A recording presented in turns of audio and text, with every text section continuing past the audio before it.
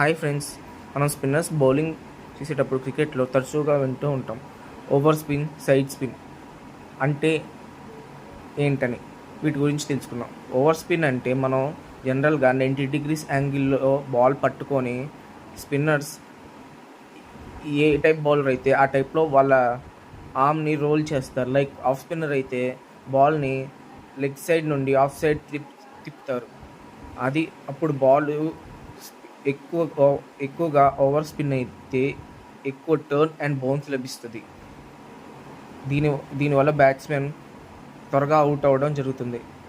Over spin బాల్ని క్రాస్గా పట్టుకొని జస్ట్ ఇలా ఇలా ట్విస్ట్ చేస్తే బాల్ అది పిచ్ మీద పడి స్ట్రైట్గా వెళ్ళిపోద్ది ఆర్ స్పిన్ అయింది. ఇది ఓవర్ స్పిన్. 90 degrees యాంగిల్లో పట్టుకోరు. ఓన్లీ 45 degrees యాంగిల్లో క్రాస్గా పట్టుకొని వేస్తారు. దీన్నే అశ్విన్ స్లైడర్ అని పిలుస్తాడు. ఆఫ్ స్పిన్నర్ స్లైడర్ అని. లెగ్ స్పిన్నర్స్ కూడా అలా స్లైడర్ వేయచ్చు.